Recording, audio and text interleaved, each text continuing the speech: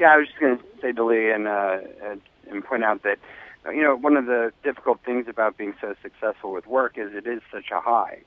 And, we see this with musicians as well and other people that do sort of very public and very highly rewarding work with other people. And coming down from that at the end of the day is often very difficult. Having like a normal conversation can be difficult. You're so right, because what happened is there must have been 3 straight years where I held a Super Bowl party, had 5,000 guests, was doing nonstop interviews at the Super Bowl. One day I did 33 on Radio Row, and then I'd have my 5,000 guests who were some of the best-known people in politics and entertainment and sports. We raised large amounts of money. We sent a water machine to Haiti that allowed 140,000 people to be saved every day, or a live hookup with our troops in the field in Iraq and Afghanistan. And when I would walk out of that party, I had successfully networked thousands of people together, remembered every name, understood the cross-fertilization. And the next day, I was so drained that 3 straight times I relapsed, either on the trip home or when I got home. So do you think part of that was a martyr thing? I mean, the way it's like, I deserve this now. Did that come into play at all? Well, Judah, I think it's important to point out the concept of positive stress, right? I mean, there's 4 types of stress. One of them, negative stress, most people know about.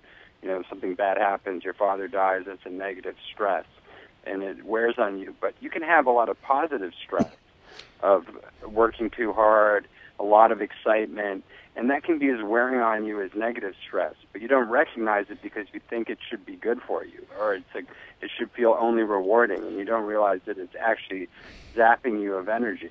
Yeah, alcohol as a depressant is a great substance initially to try and control the negative effects of positive stress.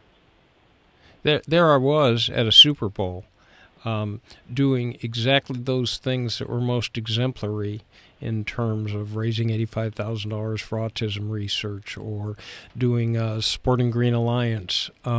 So it was a day of high praise, television, radio, all the rest of it. And your point's absolutely right. At the end, I just wanted to go to sleep. And so I said, a little alcohol might help me go to sleep.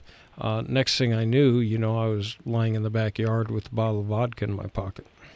And the way you self-medicating a lot, and not only with alcohol, but now we're seeing it more with tranquilizers like benzodiazepines, Valium, Xanax, and other sleeping agents that people start off, it works, and then next thing you know, they're blacking out and not able to function, and they mix it with alcohol and other drugs to try and get that same initial effect, and tolerance stops that from happening. I want to make one point here. I am responsible. Right. No one poured alcohol down me. No one forced me to do it. There were more positive ways. There's no one to blame in this except my own lack of care for myself and not being more diligent in this. But I'm the one who did the drinking. I'm the one who did the actions. And, I've spent a couple of years making amends.